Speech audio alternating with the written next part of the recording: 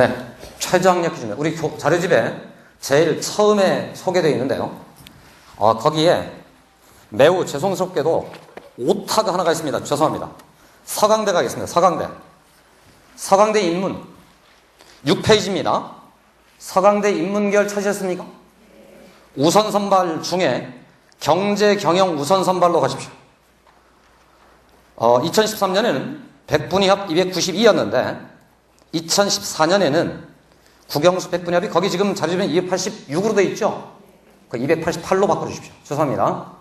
288 염두에 두시고. 자, 최저학력 기준을 요약해서 설명을 드려보겠습니다. 우선 연세대 고대입니다.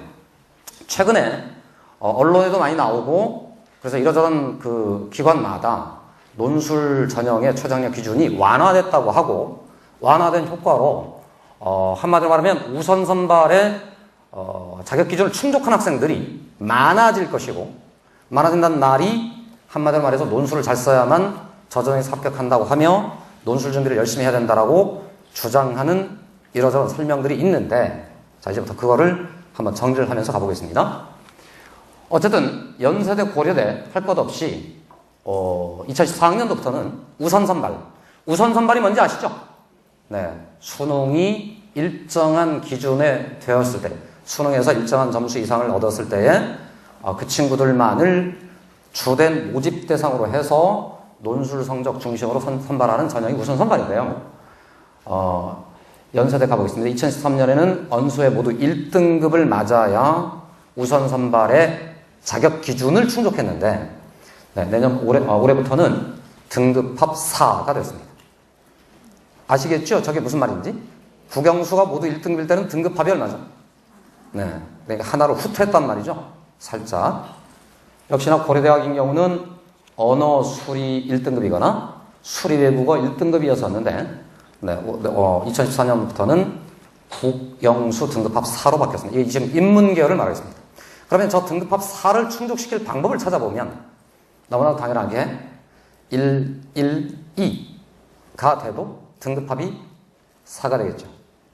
이해하시죠? 그러니까 예전에는 1, 1, 1이었는데 연대가 이제는 1, 1, 2도 네, 저 우선 선발의 자격 기준을 충족하더라.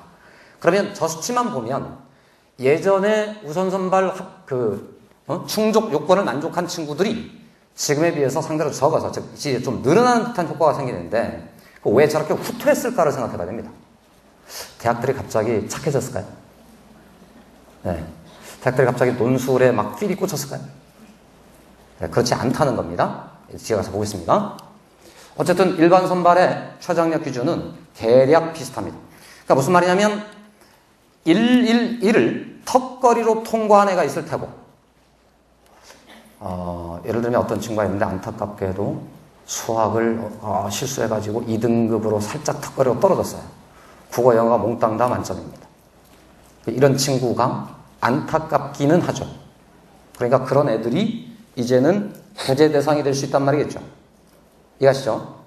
그러면 112로는 저기에 대상자가 된다면 반대의 효과도 있을 거 아닙니까? 예전에는 턱걸이로 111이었던 애들 중 이제는 턱걸이로 222로 떨어지는 애도 있겠죠. 네, 그런 것들을 상쇄, 만회하기 위해서 만들어낸 제도라고 생각하시면 되겠습니다. 잠시 뒤에 더 설명드리겠습니다. 자, 이번에는 백분위를 계산해야 되는 학교입니다. 그러니까 예전에는 백분위를 주로 탐 과목에서만 사용했는데 이제는 백분위로 논술 전형의 수능 최저학력 기준을 사용하는 학교들이 생겼습니다. 보시다시피 서강대, 성균관대, 중앙대, 외대 등 주요 상위권 대학들 중에서 등급으로 최저학력 기준을 주지 않고 백분위로 주는 학교들이 생겼다는 겁니다. 저 중에 서강대 편을 잠깐만 예로 들어서 보겠습니다. 서강대 논술 전형, 아까 말씀드린 것처럼 경제 경영의 최저학력 기준이 연대 고대처럼 등급으로 제시되어 있지 않고 백분위 합, 국영수 백분위 합 288로 제시되어 있어요. 당연히 백분위가 최고점이 몇 점이겠습니까? 네, 100 해서 300이겠죠. 그러면 300에서 288로 떨어지자면 몇 점 감점 나가면 됩니까? 12점. 이제 저 산수를 잠깐 해보기로 마음 먹고는 제가 준비를 해왔습니다. 네, 288을 3으로 나누면 얼마죠? 96 되겠습니다. 이해하시죠? 무슨 말이냐면 그냥 96인 친구는 저걸 만족한단 말이죠.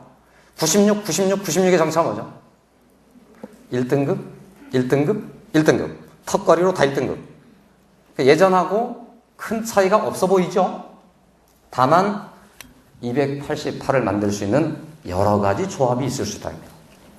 네, 두 친구의 점수를 잠깐 가상으로 비교해 보겠습니다. 초록입니다. 초록이. 네, 국어 98, 영어 95, 수학 95.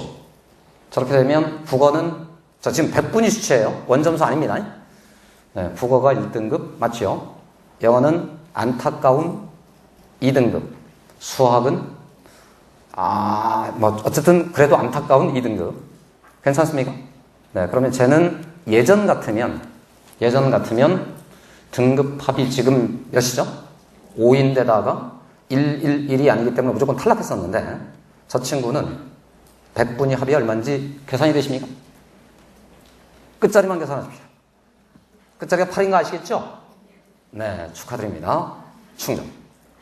이번엔 노랑이라고 보겠습니다. 노랑이 국어가 1교시 효과 1교시가 배탈이 났어요. 93점. 그래서 2등급 하위권 쪽으로 살짝 떨어져 내렸습니다. 영어는 만회에서 98점 1등급입니다. 수학 96점 1등급. 그러면 100분위 합이 얼마죠? 7입니다. 죄송합니다. 탈락. 이런 일이 벌어진다. 보십시오. 그러니까 등급합으로 따지면 초록이는 등급합이 얼마죠? 5고 노랑이는 등급합이 4입니다. 근데 100분위로 환산했을 때는 저런 일들이 여러 가지로 벌어질 수 있고 저렇게 벌어지는 효과들이 대체로 초록이의 경우는 98, 95, 95이니까 웬만큼 점수들이 좀 고르게 되어 있는 거 보이십니까? 그나마 노랑이의 경우는 국어가 확 까진 거죠 지금. 그 특정한 하나의 과목이 까졌을 때는 100분위 합이 충족되지 못하는 경우가 생긴다. 되시겠죠? 그럼 마지막 정말로 이 제도의 시혜를 볼 수 있는 자가 있을까를 생각해 봤습니다. 정말로 국어를 못하는 자가 생겼어요. 네, 국어 100분위가 88이 됩니다. 88이면 몇 등급인지 아십니까? 써있죠?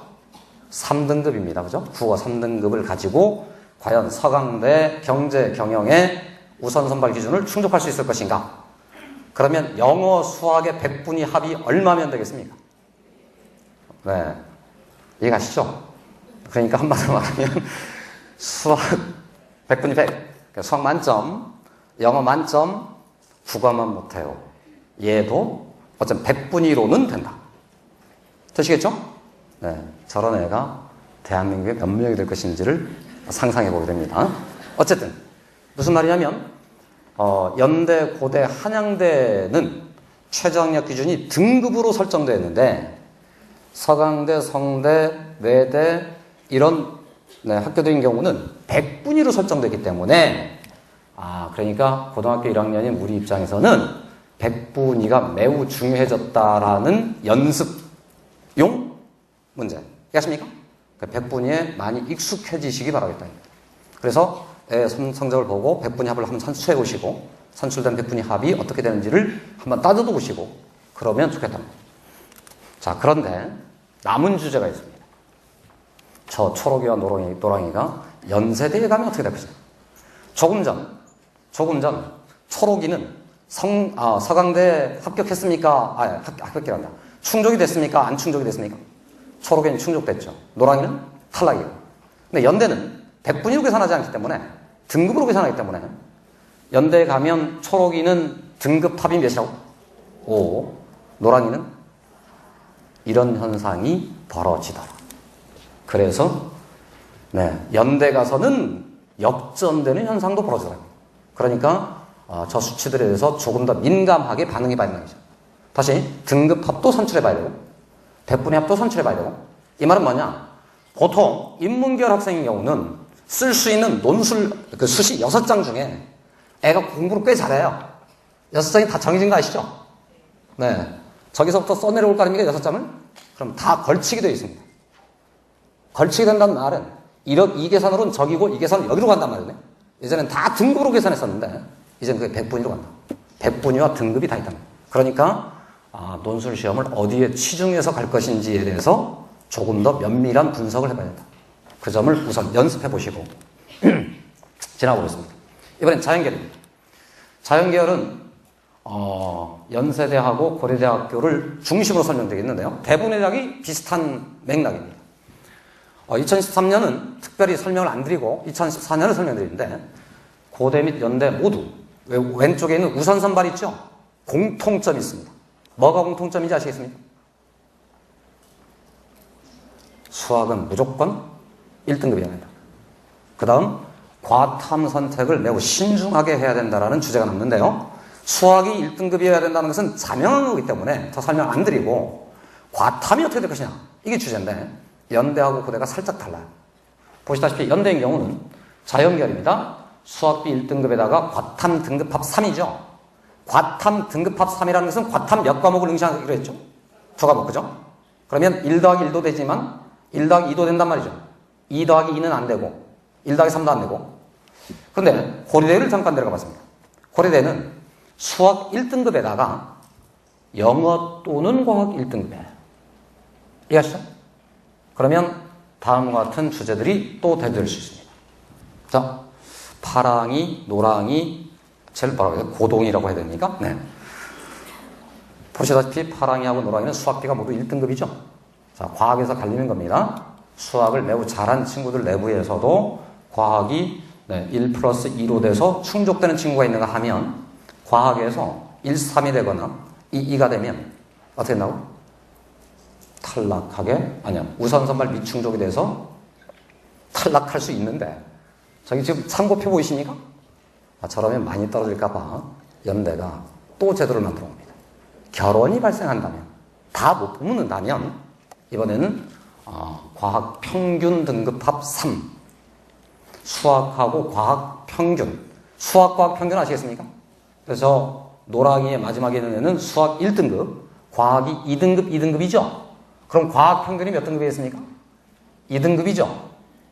아니 과학 두 개만 하면 평균 2 그럼 수학 1 과학 평균 2 더하면 3 네.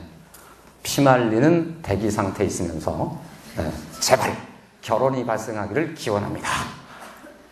마지막 고동이는 과학이 모두 1등급이라 하더라도 뭘 충족 못 시켰으니까 수학 그냥 탈락.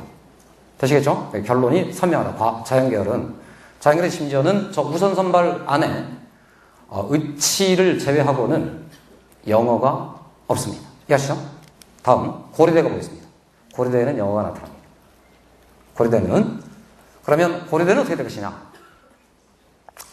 노랑입니다. 조금 전에 파랑이는 고대 가서도 무조건 합격입니다. 네, 노랑이 합니다. 수학은 1등급인데 과학이 1 더하기 2, 1 더하기 3, 2 더하기 2 등등 과학으로 충족을 못 시켰어요. 그러면 조금 전 연대에서는 기도 드리러 가기로 했죠. 고대 갔을 때는 어떻게 하나요? 영어 점수를 잽싸게 확인해 봐야 됩니다. 느껴지십니까? 그렇게 돼 있다라는 점. 대신에 역시나 수학이 2등급으로 떨어지는 순간에 어떻게 나오고? 무조건 탈락. 그러니까 압도적으로 수학은 절대적인 거고 그 외에 과학 선택을 잘해서 과탐 점수를 제대로 맞으면 연대, 고대 다 합격인 것이고 합격이라면 자꾸 이게 입이 발린다. 합격 아닌 거 아시죠? 네, 1단계 통과. 그런데 의대는 보시다시피 국수, 영과 중 3개 이상 1등급입니다. 무슨 말이냐? 의대, 치대, 연고대인 경우는 저 우선 선발 기준에 통과하기 위해서 한 과목은 개망해도 좋다. 이해하시죠? 3개를 1등급 맞으면 된다. 이렇게